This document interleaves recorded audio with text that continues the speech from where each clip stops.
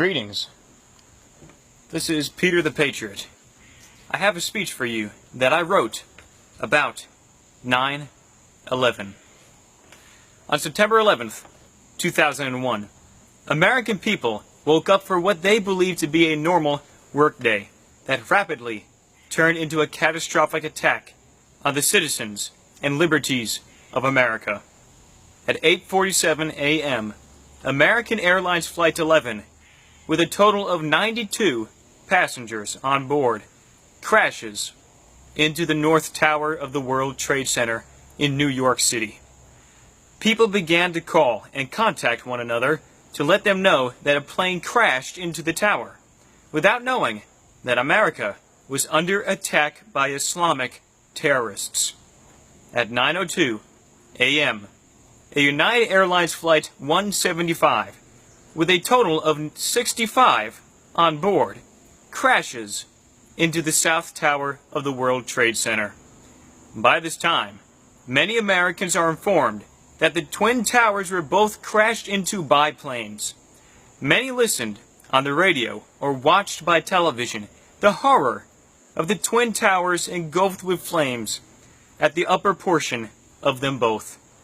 At 9:12 a.m., President Bush left the school he was visiting to be briefed by National Security Advisor Condoleezza Rice on the attacks. Shortly after, the president gave his first official remarks during these attacks. He said, "We had a national tragedy. 2 airplanes have crashed into the World Trade Center in an apparent terrorist attack on our country." Later, he announced that it was nothing less than an act of war. At 9:41 a.m., American Airlines Flight 77, with 64 people on board, crashes into the Pentagon building. This catastrophe was no longer looking like accidents, but it was deliberate, heinous, brutal attacks from Islamic forces that could only constitute an act of war. At 9:50 a.m., the South Tower could no longer withstand the intense fire and gave way as it collapsed. Citizens stood in horror to see all these innocent lives lost before their eyes. At 10 a.m., yet another United Airlines Flight 93, being previously hijacked by terrorists with 45 people on board, crashes in Shanksville, Pennsylvania, 80 miles southeast of Pittsburgh. With America already grieving for the lost, the North Tower at 10:28 a.m. collapses. America has suffered a sharp, painful blow to our American way of life, our liberties, democracy, economy, and most of all, the American people. With over 3,000 dead, it is the largest terrorist attack in history. I would like to share with you some of the stories of acts of heroism that took place on that day. John Labriola worked as a technical service consultant on the 71st floor of the North Tower of the World Trade Center. Here is what he said when the first plane hit. "The building rocked in one direction, then shuddered back and forth. It felt like it moved 5 or 6 feet in each direction." He looked out of the window and saw papers floating against an oily, smoke-filled sky. "Like a ticker tape parade," he said. Also, fireballs and debris were raining down. He and others rushed to the stairwells to escape this hellish day. He then said, "People were covering their mouths against the smoke. It was very hot. We were then slipping on the sweat of those who had gone before. When the second plane hit, we felt it, but had no idea. Then someone got news on his pager that a plane had hit each tower. Around the 35th floor, we started meeting the stream of firefighters walking up. None of them said a word. I can't stop thinking about the look in their eyes, how heroic they were. We had to press into single file so the firefighters could march past. They were carrying unbelievable loads of equipment and were already exhausted by the time we started seeing them. The people going down were very polite to one another. They helped others who needed it, and they waited for each other. One man literally carried a woman down the steps because she was unable to make it on her own.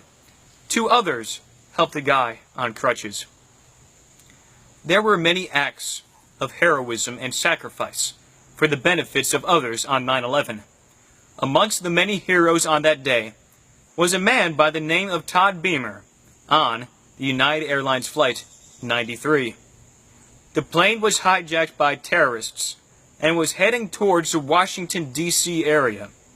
He and a couple other men by the names of Mark Bingham, Tom Burnett Jr., and Jeremy Glick were already informed that terrorists' attacks were going on using airplanes as missiles to fly into the targets. So he and the others decided it would be necessary to take the plane back from the terrorists who would use it for another attack. The last words said by Todd Beamer to a GTE airphone operator as the men stormed the cockpit were, "Let's roll."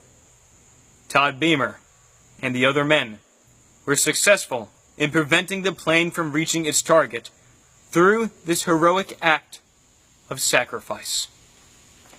Patrick Tillman, a professional American football player, left the NFL to join the Armed Forces of the United States of America in the aftermath of 9/11 in the following year to fight the pure evil terrorists in Afghanistan. It is sad to say, with deep sorrow, he lost his life due to friendly fire in the 2 years of his service. He left the NFL, the fame, the fortune, to join the military to fight this evil. Why? Because he loved his country. Unlike today's NFL players, especially Colin Kaepernick, many refuse to stand for our national anthem.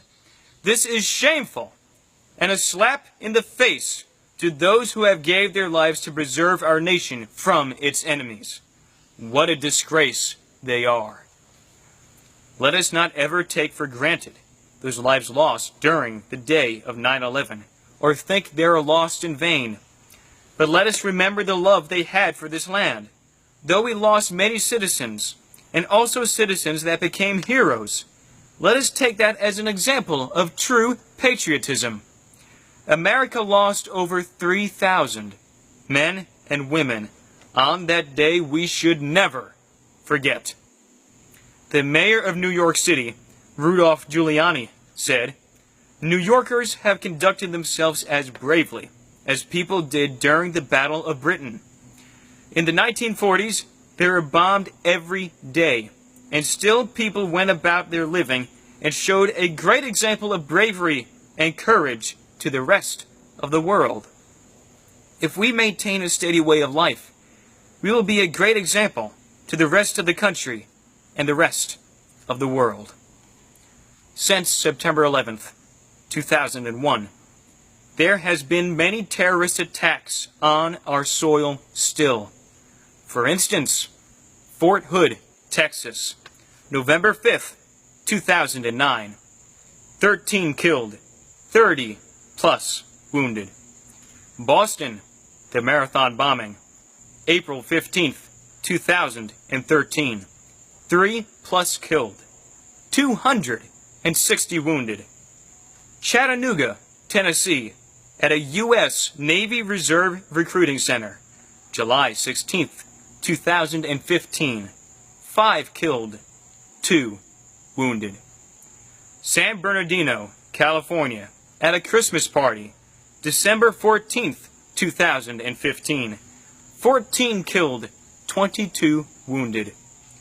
Orlando, Florida, at a gay nightclub, June 12th, 2016. 50 killed, 53 wounded. I don't think there is one American that does not know where he or she was on September 11th. We all remember where we were, but how many of us remember why they continually attack us? Let me tell you, as your fellow countryman and a patriot protected by the Bible and the First Amendment, the Islamic terrorists hate and want to see the destruction of America and its Christian foundation in any way they can, using these acts of terror. In order to rewrite our laws, our Constitution, and have a dictatorship with Sharia law as its center, we would surely lose the simplest of our liberties, our homes, our rights to vote, and to go to church to worship Jesus Christ freely, and the freedom of speech. Last year, the group called Young Americans for Freedom at Southern Methodist University in Dallas was prohibited from displaying 3,000 American flags in the field on campus, though they have been doing this tribute to the 9/11 victims since 2010. The university said that they, quote, respects the right of all members of the community to avoid messages that are triggering, harmful, or harassing. What a disgrace this university is to those lives lost on 9/11.